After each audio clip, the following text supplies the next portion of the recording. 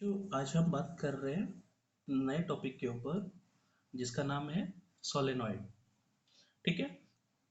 Solenoid से आप लोग फैमिलियर भी है। हम लोगों ने क्लास 10th के अंदर भी इसके बारे में डिस्कस करा था और हम लोगों ने कहा था कि सोलेनॉइड एक वायर को, सोलेनॉइड क्या होता है, एक वायर को जब हम लोग स्प्रिंग जैसा शेप दे दे, स्प्रिंग जैसा शेप दे दे, ठीक है, तो वो हमारा सोलेनॉइड कहलाता है, जिसका लेंथ ज़्यादा होता है और डायमीटर उसका कम होता है। ठीक है। और ये सोलेनॉइड हमारा यूनिफॉर्म मैग्नेटिक फील्ड जनरेट करने के लिए यूज करा जाता है। ठीक है। तो सोलेनॉइड के बारे में हम लोगों को एक छोटा सा आइडिया मिला कि a wire band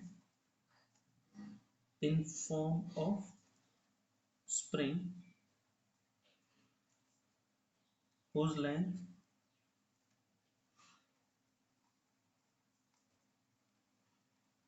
greater than the whose length greater than the diameter। ठीक है। एक स्प्रिंग के फॉर्म के अंदर हम लोगों ने इसको बेंड करा, जैसे कि हम लोग यहाँ डायग्राम बनाते हैं।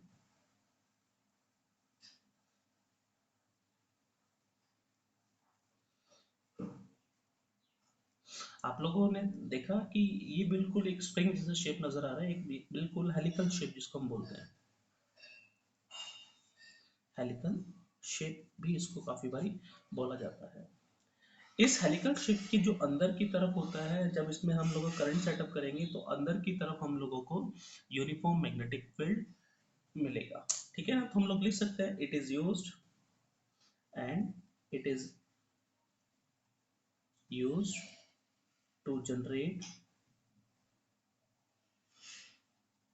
Uniform magnetic field. ठीक है। यूनिफॉर्म मैग्नेटिक फील्ड जनरेट करने के लिए इसको यूज करा जाता है। ठीक है। अब करंट कैसे सेटअप होगा। यहाँ पर हम लोगों ने एक डीसी सोर्स लगाया। यहाँ पर हमारे पास क्या है, डीसी सोर्स है, ये बैटरी हो गई। बैटरी का एक टर्मिनल पॉजिटिव है, दूसरा टर्मिनल नेगेटिव है। यहाँ से करंट दौड़ना शुरू करेगा। करंट गया। करंट देखो, ये कॉइल अब पीछे की तरफ जा रही है, फिर घूम के आगे की तरफ आ रही है, यानी कि करंट यहाँ पर ऊपर की तरफ, फिर कॉइल पीछे की तरफ गई, फिर आगे की तरफ आया, फिर पीछे की तरफ गई, आगे की तरफ। तो हम लोग देख रहे हैं कि करंट हमारा इस कॉइल के अंदर सेटअप हो गया और घूम कर हमारा बैटरी के नेगेटिव टर्मिनल तक पहुंच गया। ठीक है। बात समझ में आई। हम लोगों को समझ में आया कि करंट यहाँ पर सेटअप कैसे हुआ। ठीक है। फंडा क्लियर हुआ। अब कहता है कि अज्यूम करके चलते हैं कि यहाँ पर अब जो फील्ड की डायरेक्शन होगी, फील्ड कौन सा, मैग्नेटिक फील्ड, जो डायरेक्शन है मैग्नेटिक फील्ड की, हम लोग लेंगे राइट हैंड थंब रूल के लिए, और राइट हैंड थंब रूल हम लोग अप्लाई करेंगे यहाँ पर कॉइल के लिए, ना कि स्ट्रेट कंडक्टर के लिए। तो यहाँ मेंशन कर रहे हैं to get the direction of magnetic field we use the right hand thumb rule। ठीक है ना, फॉर कॉइल, जो कॉइल के लिए हम लोगों ने इसको डिजाइन करा था। तो अगर हम लोग देखते हैं कि मान लेते हैं अब ये हमारी जो कर्ल फिंगर है, ये बता रही है डायरेक्शन ऑफ करंट को, तो ऊपर की तरफ जा रही है फिंगर और फिर ऐसे पीछे की तरफ बेंड हो रही है। और ये जो थंब है वो क्या बता रहा है, डायरेक्शन ऑफ मैग्नेटिक फील्ड को। तो आप फिगर में देखेंगे यहाँ पर कि यहाँ पर जो थंब पॉइंट आउट कर रहा है वो इस तरफ कर रहा है, हमारे लेफ्ट हैंड साइड की तरफ। तो थंब हमें क्या देता है, डायरेक्शन ऑफ नॉर्थ पोल देता है। यानी कि यहाँ पर जो पोल बना वो कौन सा बना बच्चों, नॉर्थ पोल बना। ठीक है ना। तो ये हमारा कौन सा पोल कहलाया, नॉर्थ पोल। तो ये वाला जो पोल होगा वो पोल होगा बच्चों हमारे पास साउथ पोल। ठीक है। फंडा क्लियर हुआ। ये हमारे पास नॉर्थ है, ये हमारे पास साउथ पोल है। फंडा क्लियर हुआ। बात समझ में आई। ठीक है। अब देखो ये जो लाइंस है यहाँ पर तो बैंड हो रही है, डाइवर्ट हो रही है, बाहर निकल रही है, ठीक है। और यहाँ पर वो डाइवर्टेड ऐसे एंटर की तरफ, अंदर की तरफ एंटर कर रही है, लेकिन जब अंदर की बात करते हैं तो अंदर की तरफ बिल्कुल स्ट्रेट होती है। और ये जो लाइन है, ये लाइन एकदम पैरेलल होती है एंड इक्वी डिस्टेंस होती है, इक्वी डिस्टेंट होती है। क्लियर है? ये पैरेलल होती है और इक्वी डिस्टेंट होती है। और अगर ये दोनों चीजें मिल जाती है तो वहां पर हमें क्या मिलता है? Uniform magnetic field. क्या मिल जाता है हम लोगों को? Uniform magnetic field. यहाँ पर अंदर की तरफ जो फील्ड की डायरेक्शन है वो साउथ से नॉर्थ हम लोगों को मिलेगा बच्चों। आप लोग देख पा रहे हो कि यहाँ पर जो फील्ड की डायरेक्शन है वो कहाँ मिल रही है? साउथ से नॉर्थ की तरफ। लेकिन बाहर की तरफ कहाँ मिलेगी? नॉर्थ से साउथ की तरफ। मैं यहाँ बना देता हूँ। ठीक है बच्चों, बात क्लियर हुई? ठीक है। अगर इसको हम लोगों ने किसी सॉलिड सिलेंडर या होलो सिलेंडर के ऊपर माउंट करते हैं तो दिखने में हमें कैसा नजर आएगा, उसके ऊपर चर्चा करते हैं। ठीक है, देखो, अगर ये हमारे पास कोई सॉलिड सिलेंडर है कोई, ठीक है, मे बी इन प्लास्टिक और मेटल, लेकिन हम इस पे ज़्यादा फोकस नहीं कर रहे। हम लोग किस पे बात करने वाले हैं कि यहाँ पर हम अज्यूम करके चल रहे हैं कि ये हमारी वायर थी, ऐसे आगे की तरफ गई, ठीक है ना, पीछे से घूमकर आ गई, फिर घूमकर आ गई, फिर घूमकर आ गई, फिर घूमकर आ गई, और पीछे से ऐसे हम लोगों ने इसको कनेक्ट कर दिया एक डीसी सोर्स से। अब देख रहे हैं यहाँ पर जो करंट है वो कहाँ है बच्चों? ऊपर की तरफ। कहाँ है बच्चों? ऊपर की तरफ। तो हमें पता चल रहा है कि ये वाला पोल नॉर्थ होगा और ये वाला पोल बच्चों साउथ होगा, क्योंकि हम लोग यहाँ पे राइट हैंड थंब रूल लगाते हैं। राइट हैंड थंब रूल जैसे हम लोग लगाते हैं तो हम लोगों को पता चल गया कि यहाँ से मैग्नेटिक फील्ड बाहर की तरफ निकलेगा, यहाँ से मैग्नेटिक फील्ड अंदर की तरफ जाएगा। क्लियर है? अब वायर के बारे में बात करते हैं। वायर यहाँ से देखो ऊपर की तरफ गई और यहाँ पर अंदर जा रही है। यहाँ पर ऐसा लग रहा है कि ये पेपर के अंदर घुस रही है, ठीक है। तो यहाँ पर हम लोग साइन कैसे यूज करेंगे? क्रॉस। फिर पीछे से वो बाहर की तरफ आ रही है, यानी कि ऐसे बाहर की तरफ निकल रही है, ठीक है। तो यहाँ पर हम लोग यूज करेंगे डॉट। तो क्रॉस हम लोगों को पता है कि जब यूज करा जाता है तो वो परपेंडिकुलर इनवर्ट द पेज होता है, और डॉट जब यूज करा जाता है वो perpendicular out of the page होता है। तो ऐसे हम लोग यहाँ पर बहुत सारे क्रॉस और बहुत सारे डॉट बना सकते हैं।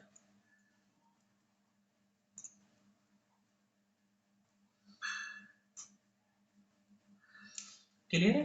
फंडा क्लियर हुआ? यानी कि यहाँ पर वायर बिल्कुल परपेंडिकुलर इनवर्ट द पेज है, यहाँ पर वायर बिल्कुल perpendicular out of the page है, ठीक है। अब इसी चीज को हम लोग यहाँ लेकर आते हैं कि ये यूनिफॉर्म मैग्नेटिक फील्ड अंदर की तरफ बन कैसे रहा है, ठीक है ना। तो यहाँ पर हम लोग क्या कर रहे हैं, एक ऐसे 3 या 4 हम लोग वायर लेते हैं।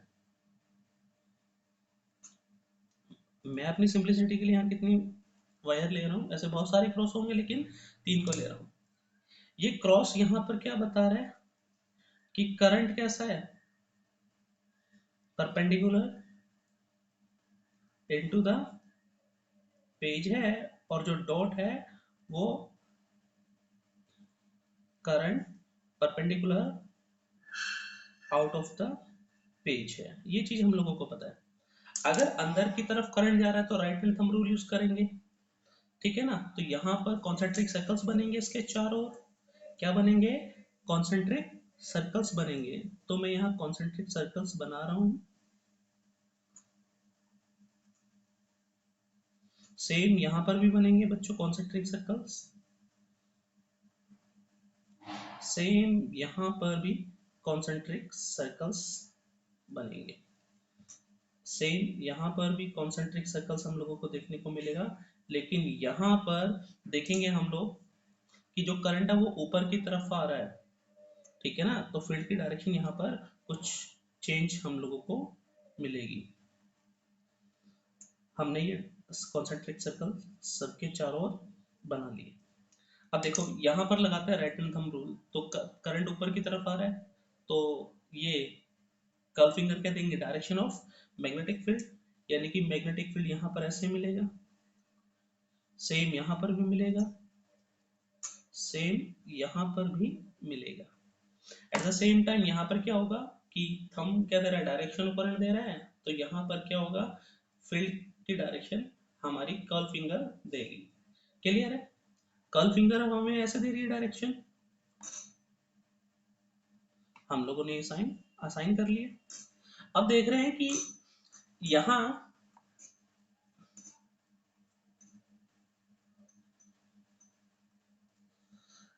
ये यहाँ पर देखो बीचों बीच फील्ड क्या है, एक नीचे की तरफ एक ऊपर की तरफ, तो यहाँ जो नेट फील्ड हो जाएगा वो क्या हो जाएगा बच्चों, जीरो। तो बिटवीन द वायर जो फील्ड होगा ना वो क्या होगा, जीरो होगा। बिटवीन द वायर जो फील्ड होगा वो बच्चों क्या होगा, जीरो होगा। ये बात हम लोगों ने ध्यान में रखनी है। और इसके साथ साथ हम लोगों ने देखना है कि इस वायर की वजह से भी फील्ड इस डायरेक्शन में था,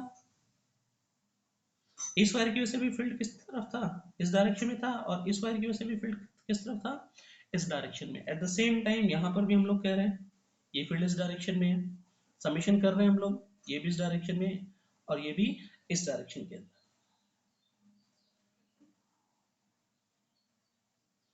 क्लियर है बच्चों? बात समझ में आई? मैंने इस डायग्राम को कंप्लीट कर लिया, तो मेरे को यहाँ पता चला एक क्लोज लूप यहाँ पर बन रहा है। लेकिन जब बीचों बीच की बात करते हैं हम लोग, तो यहाँ पर जो मैग्नेटिक फील्ड है, जो हमें ऐसे कर्व्स नजर आ रहे हैं वो कर्व नजर नहीं आते। यहाँ पर जो लाइंस है ऑलमोस्ट कैसी होती है, बिल्कुल सीधी सीधी होती है। ठीक है ना? तो ये जो रीजन हम लोगों को मिल रहा है वो कैसा मिल रहा है, वो यूनिफॉर्म मैग्नेटिक फील्ड का रीजन हम लोगों को मिल रहा है। ठीक है ना? ये क्या मिल रहा है, region of uniform magnetic field.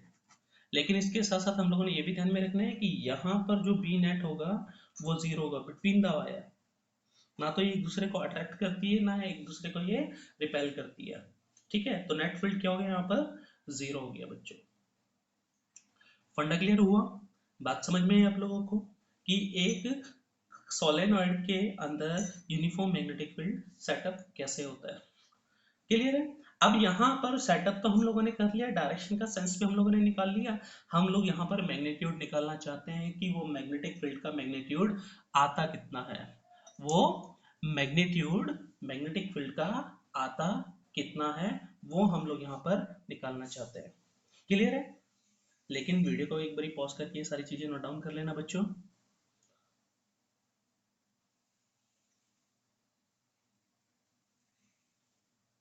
ठीक है, आगे बढ़ते हैं हम लोग।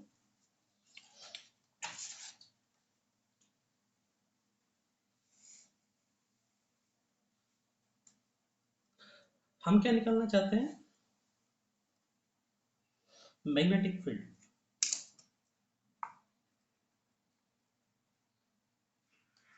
inside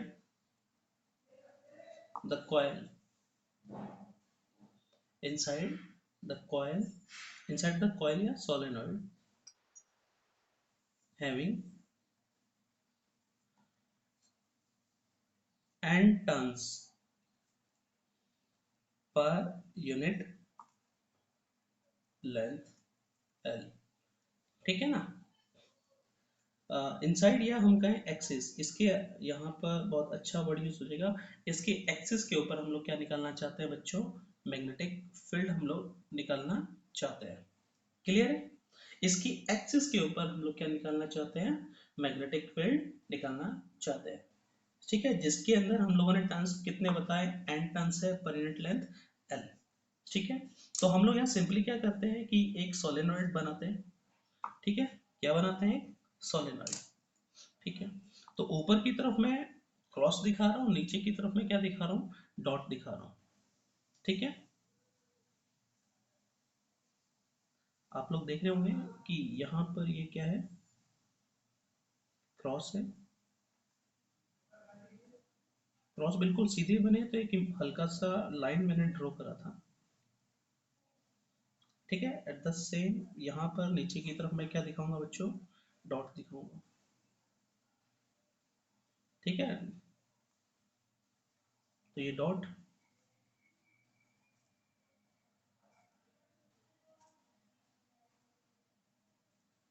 क्लियर है, फंडा क्लियर हुआ। और मैं मान के चल रहा हूँ कि ये बीचों बीच एक लाइन में यहाँ ड्रॉ करी, ये क्या है, एक्सिस है, ठीक है, क्या है, एक्सिस ऑफ सोलेनॉइड। इस एक्सिस के ऊपर हम लोगों को क्या चाहिए बच्चों, मैग्नेटिक फील्ड चाहिए, ठीक है ना। अब इसके बारे में कुछ बात ध्यान में रख के चलते हैं कि जो सोलेनॉइड है हैविंग टर्न्स एन, और इसका जो लेंथ है बच्चों वो हम लोग कितना मान के चल रहे हैं, वो एन मान के चल रहे हैं, ठीक है। तो हम लोग लिख सकते हैं consider a solenoid having turns N and length L. तो number of turns per unit length, यानी कि स्मॉल एन जो हमें मिलेगा वो एन अपॉन में कैपिटल एल मिल जाएगा। ये स्मॉल एल क्या बताता है, number of turns per unit length हम लोगों को बताता है स्मॉल एन बच्चों। स्मॉल एन क्या बता रहा है, number of turns per unit length हम लोगों को बता रहा है। क्लियर है, बात हमारे को समझ में आई, ठीक है। अब हम लोग क्या करते हैं कि हम लोग एक छोटी सी कॉइल कंसिडर करते हैं। क्या कंसिडर करके चलते हैं बच्चों, कॉइल कंसिडर करके चलते हैं। मान के चलते हैं कि ये हमारे पास एक कॉइल है, भाई टर्न से तो होता है गोल गोल। अब इस कॉइल के अंदर मान लेते हैं कि हमारे पास नंबर ऑफ टर्न्स कितने आ गए, इसकी थिकनेस मान लेते हैं हम लोग dx, थिकनेस कितनी होगी बच्चों इसकी, dx। तो नंबर ऑफ टर्न्स इसके अंदर कितने होंगे, number of turns in the coil of thickness dx कितना हो जाएंगे भाई, नंबर ऑफ टर्न्स n थे पर unit length, n small n, dx length हो जाएगी तो n dx यहाँ पर हो जाएगा। अब मान के चलते हैं कि इसकी वजह से यहाँ पर एक पॉइंट P हम लोगों ने कंसिडर कर लिया। क्या कंसिडर कर लिया बच्चों, एक पॉइंट P कंसिडर कर लिया। इस पॉइंट P के ऊपर हम लोगों ने क्या निकालना, मैग्नेटिक फील्ड निकालना है। क्या निकालना है बच्चों, मैग्नेटिक फील्ड हम लोगों ने निकालना है।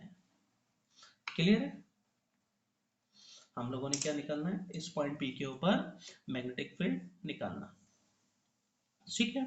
अब इसके बिल्कुल परपेंडिकुलर एक मैं इमेजिनरी लाइन कंसिडर कर रहा हूँ, ठीक है ना। और मान के चल रहे हैं कि ये एंगल यहां से यहां तक कितना बन रहा है बच्चों, फाइव बन रहा है, ठीक है। और ये जो एंगल मैं जिसको शेडेड कर रहा हूं, ये एंगल है हमारे पास d5, कितना है बच्चों, d5, ठीक है। पिक्चर में नजर आ रहा है आपको स्क्रीन के ऊपर d5, ठीक है। फंडा क्लियर हुआ। और यहां से शुरू करके अगर हम लोग यहां से जाते हैं, और ये जो एंगल हम लोग टोटल बता रहे हैं, टोटल एंगल ये हम मान लेते हैं अल्फा है, और ये यहां तक खत्म होता होता कहां तक चला गया, बीटा तक, ठीक है। ये कुछ चीजें थी जो हम लोगों ने पहले से डिसाइड कर ली। अब देखो ये हमारे पास कॉइल थी, इस कॉइल के अंदर नंबर ऑफ टर्न्स कितने मिल गए, एन dx मिल गए। इस एन dx कॉइल की वजह से पॉइंट P के ऊपर मैग्नेटिक फील्ड निकालेंगे, कितना आएगा, मान लेते हैं dB आएगा। Let magnetic field at point P, B कितना होगा बच्चों, dB होगा, कितना होगा dB, और वो dB कितना होगा, mu naught number of turns n dx हो गया इनटू में करंट I। इसका रेडियस हम मान लेते हैं बच्चों r है, और ये पॉइंट यहां से कितनी दूरी पर है, x दूरी के ऊपर है, ठीक है ना। तो आर स्केयर, कॉइल के लिए हमने जो एक्सिस के ऊपर फॉर्मूला लगाया था वही यूज कर रहे हैं, आर स्केयर प्लस में एक्स स्केयर का होल पावर 3/2 और इंटू में 2 बच्चों। फंडा क्लियर हुआ, ये हम लोगों को समझ में आया। अब इसके साथ साथ हम लोग फिगर देखते हैं। फ्रॉम द फिगर, हम ऊपर फिगर को जब देखेंगे ना तो हमें एक ट्राइंगल मिलेगा बच्चों, जिसमें ये एंगल हम लोगों ने फाई लिख रखा है, ये एक्स है और ये आर है।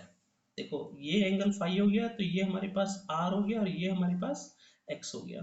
तो यहां से हम लोग क्या निकालते हैं, tangent phi x by r, या x is equal to r tangent phi. और इसके साथ अगर डिफरेंशिएट कर दें तो dx हम लोगों को मिलेगा r sec square phi into में डी फाई। ये दोनों वैल्यू ऊपर वाले रिलेशन के अंदर पुट कर दे, ऊपर वाले रिलेशन के अंदर पुट कर दे तो हम लोगों को मिल जाएगा dv। ठीक है, वो हो जाएगा mu naught N I are square. ठीक है, dx की वैल्यू पुट कर रहा हूँ बच्चों, क्या है r sec square phi into में डी फाई, नीचे 2 है, r square as it is, plus में x का वैल्यू क्या है बच्चों, आर टेंजेंट फाई, तो r square tangent square phi इसका होल पावर 3/2 dB।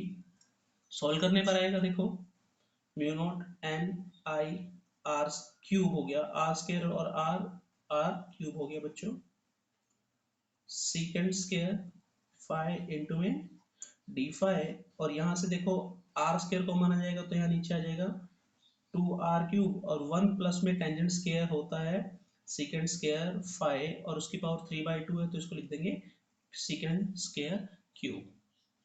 ठीक है, अब यहाँ पर देखो तो कुछ कॉमन चीजें वो कट जाएंगी, r से r क्यूब कट गया, सेकेंड स्क्वायर से सेकेंड क्यूब कट गया, और यहाँ पे बच गया सेकेंड फाई। ठीक है, फंडा क्लियर हुआ, बात समझ में आई। अब मैं इसको ऊपर लिख रहा हूँ बच्चों, यहाँ पर जो dB मुझे मिला वो कितना मिला,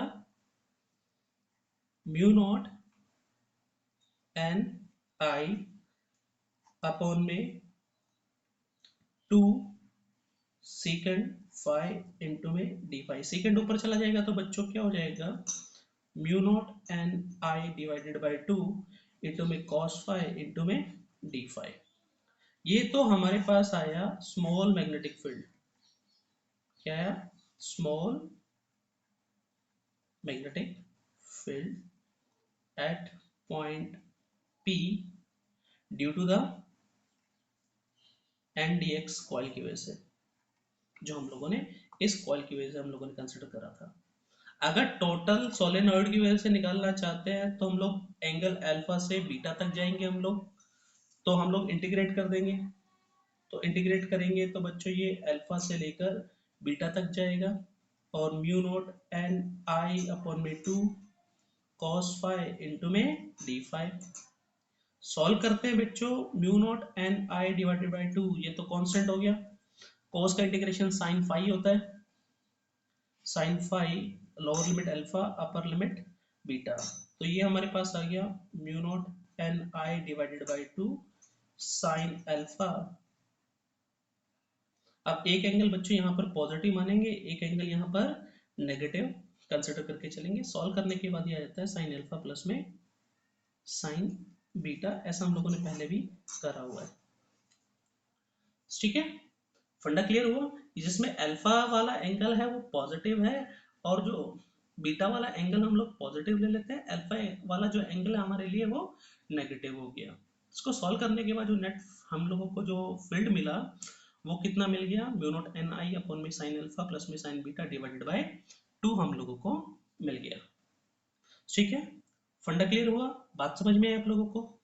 ठीक है, अगर यहाँ पर अल्फा 90 डिग्री हो जाए और बीटा भी कितना हो जाए 90 डिग्री हो जाए, तो यहाँ पर mu naught N I divided by 2 sine alpha sign beta 90 कितने होते हैं 1 होते हैं, तो 1 प्लस में 1, तो B is equal to mu naught N I, यहाँ पर नेट मैग्नेटिक फील्ड आ जाता है किसी भी इनफाइनाइटली लॉन्ग सोलेनॉइड की वजह से। ठीक है, तो ये मैग्नेटिक फील्ड आता है, और ये मैग्नेटिक फील्ड आप लोग एम्पियर सर्किटल लॉ की हेल्प से भी निकाल सकते हो। ठीक है ना, ये रिलेशन हम लोग एम्पियर सर्किटल लॉ की हेल्प से भी हम लोग निकाल सकते हैं। बात क्लियर हुई? एक बार वीडियो को पॉज करके बच्चों ये सारी चीजें नोट डाउन कर लेना, ठीक है? फिर हम लोग आगे बढ़ते हैं।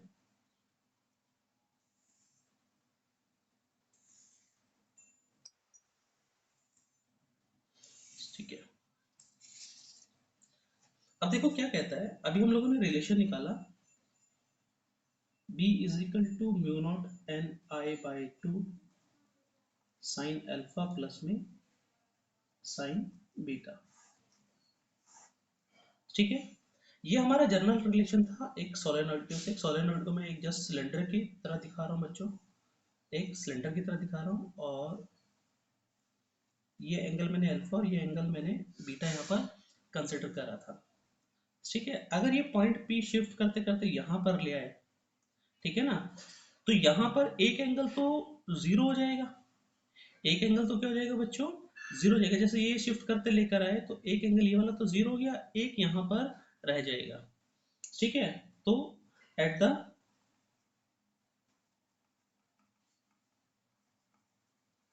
एंड ऑफ सोलेनॉइड, सोलेनॉइड के एंड के ऊपर अगर हम लोग देखें तो क्या होगा बच्चों? तो हम कहेंगे कि एक एंगल से अल्फा तो यहाँ पर क्या हो गया बच्चों? 0 डिग्री, और बीटा यहाँ पर मान लेते हैं 90 डिग्री। कंसिडर पे चल रहे हैं for infinitely infinite in long solenoid है हमारे पास। ठीक है ना, तो उस केस में हम लोग देखेंगे mu naught N I divided by to, एक की वैल्यू 0 प्लस में ये 1 हो गया, यानी कि इसके एंड के ऊपर यहाँ पर जो मैग्नेटिक फील्ड मिलता है वो कितना मिलता है? Mu naught N I divided by to. यानी कि मोटा मोटा हम लोग कैसे समझे बच्चों कि यहाँ पर अगर हम लोगों ने ये सोलेनॉइड बनाया, ठीक है ना, क्या बनाया? ये सोलेनॉइड बनाया। अगर यहाँ कोई एक्सिस पॉइंट लिया, बीचों बीच लिया, तो यहाँ तो म्यू नॉट एन आई आता है, और यहाँ पर जो बी एंड की बात कर रहे हैं यहाँ mu naught N I divided by two आता है। यानी कि हम लोग कह सकते हैं जो एंड के ऊपर है वो बी इनसाइड का हाफ होता है। यानी कि जैसे ही एंड के ऊपर पहुंचे मैग्नेटिक फील्ड एकदम से हाफ पर चला गया, रिड्यूस हो गया। ठीक है ना, फंडा क्लियर हुआ? तो जैसे इस पॉइंट से दूर जाएंगे तो यहाँ सिग्निफिकेंटली हमारा मैग्नेटिक फील्ड बहुत धीरे धीरे कम हो जाएगा। क्लियर है?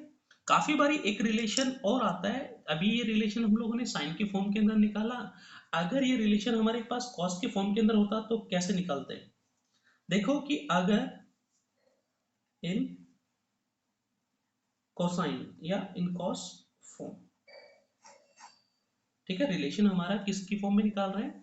कॉस की फॉर्म में निकाल रहे हैं। हम बोल सकते हैं magnetic field in the cosine form. ठीक है, कोसाइन फॉर्म के अंदर रिलेशन हम लोगों ने निकालना है। तो बेटा हम लोग मान के चल रहे हैं कि ये हमारा कॉइल है, ठीक है, और ये मान लेते हैं हमारा क्या हो गया, इसका एक्सिस हो गया। ठीक है, ये पॉइंट हमारे पास P हो गया जहां पर हम लोगों ने मैग्नेटिक फील्ड निकाला था। और अब यहाँ पर क्या हो गया कि ये कह रहे हैं कि ये एंगल थीटा 1 है, ठीक है, और ये एंगल यहाँ पर थीटा 2 है। क्लियर है? अब हम लोगों को ये थीटा 1 और थीटा 2 के रूप में हम लोगों को क्या निकालना है? मैग्नेटिक फील्ड निकालना है। लेकिन इससे प्रीवियस अगर हम लोग देखें, हम लोगों ने क्या कंसिडर करा था कि ये वाला एंगल तो हमारे लिए अल्फा था और ये वाला एंगल हमारे लिए बीटा था। फंडा क्लियर है? और रिलेशन हम लोगों ने लिखा था बच्चों b is equal to mu naught N I divided by two sine alpha plus में साइन बीटा। अब इसी रिलेशन को हम लोग आगे बढ़ाते हैं, mu naught N I divided by to.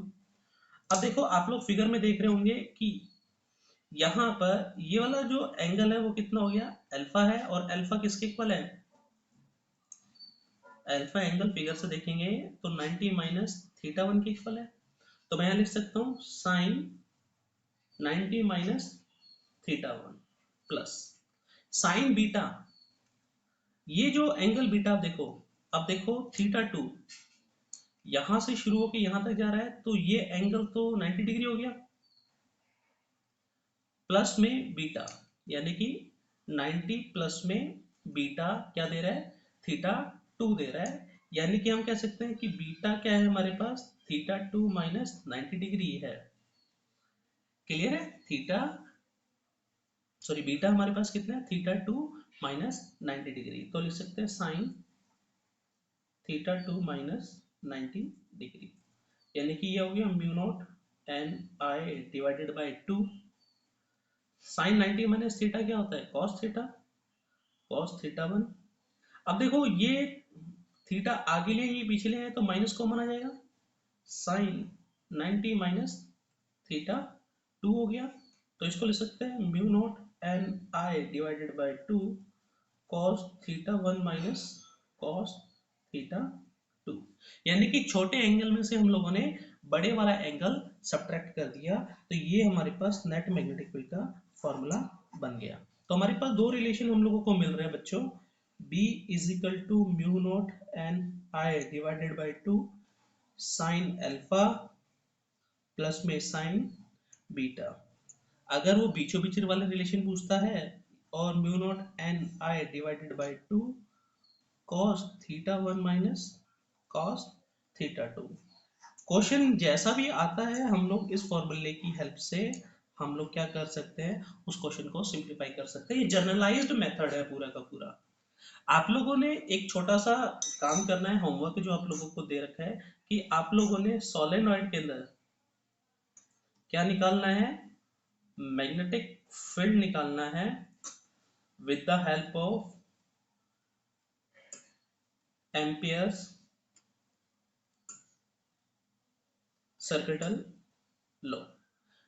Ampere circuital law की हेल्प से हम लोगों ने क्या निकालना है, मैग्नेटिक फील्ड निकालना है। ये आप लोगों का होमवर्क है, ठीक है बच्चों। अब हम लोग एक या दो क्वेश्चन है उनको थोड़ा सा देख लेते हैं, ठीक है। थोड़ा सा हमने अभी तक ये डेरिवेशन पार्ट करा है, एक दो क्वेश्चन करेंगे तो हमारे लिए थोड़ा सा कॉन्सेप्ट और बिल्ड हो जाएगा। लेकिन उससे पहले एक बार वीडियो को पॉज करके ये सारी चीजें नोट डाउन कर लेना भाई।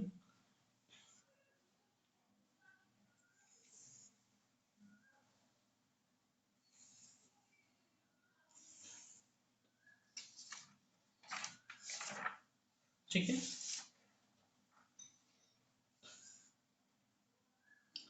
आपको स्क्रीन के ऊपर पहला क्वेश्चन नजर आ रहा होगा।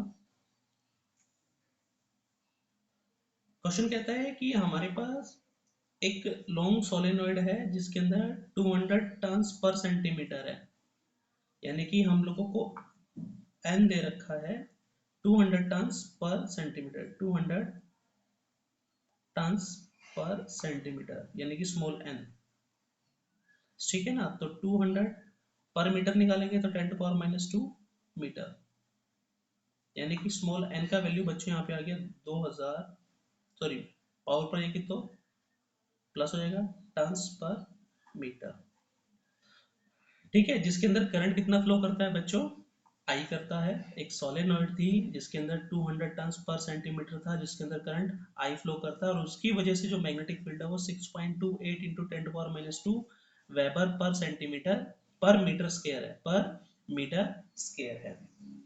कह रहे ऐसा ही हम लोगों ने एक लॉन्ग सोलेनॉइड और लिया, लेकिन उसके अंदर जो टर्न्स थी वो 100 सेंटीमीटर 100 टर्न्स पर सेंटीमीटर है, और उसमें जो करंट फ्लो कर रहा है वो I3 कर रहा है। तो हम लोगों को उसके अंदर मैग्नेटिक फील्ड बताना है।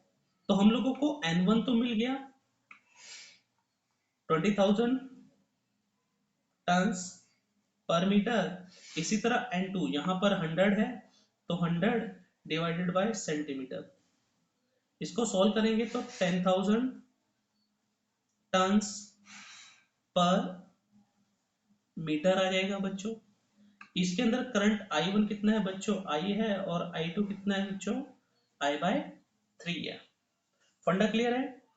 B1 का वैल्यू हम लोगों को पता चल रहा है कितना है, 6.28 into 10 to power minus 2 weber per metre square. फंडा क्लियर है। हम लोगों ने B2 निकालना है, तो हम लोग रेशियो के रूप में जाते हैं। हम लोग कैसे जाते हैं, रेशियो के रूप में। तो हम लोगों को पता है कि B2 डिवाइडेड बाय B1, और B2 का value mu naught N2 I2 mu naught N1 I। हमारे लिए काम आसान हो जाएगा इससे। म्यू नॉट से म्यू नॉट कट गया, B2 बाय B1। अब N2 की वैल्यू कितनी है बच्चों? 10,000। I2 की वैल्यू I/3। N1 की वैल्यू बच्चों 20,000, और करंट कितना है? I।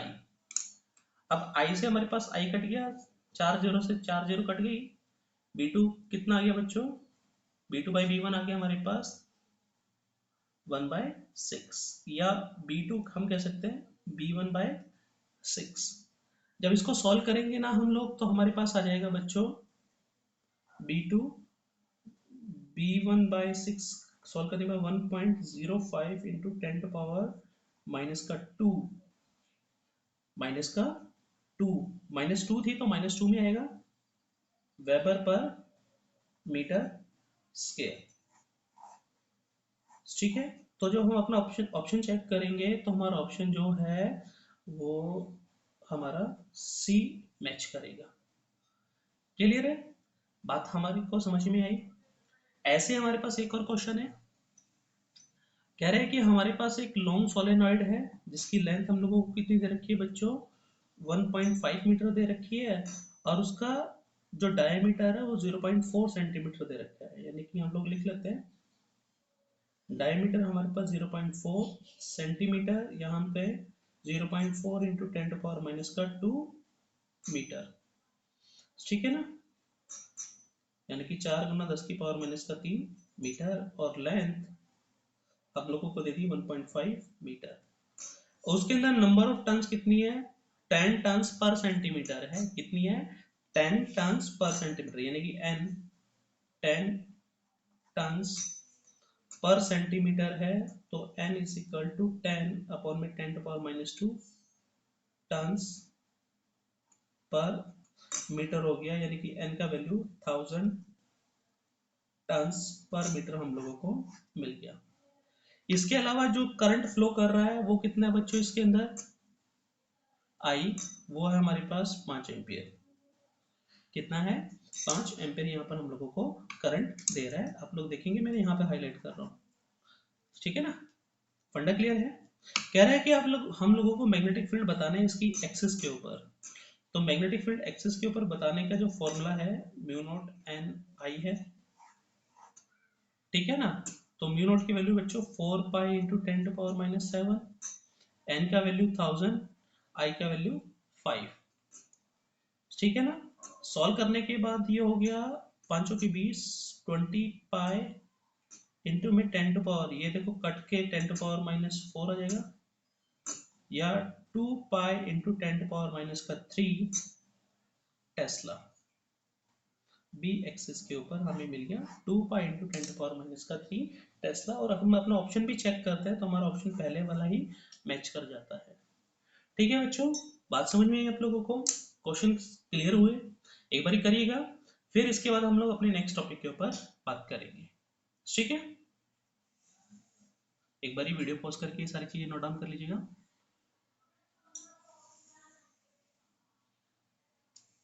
ठीक है, थैंक यू।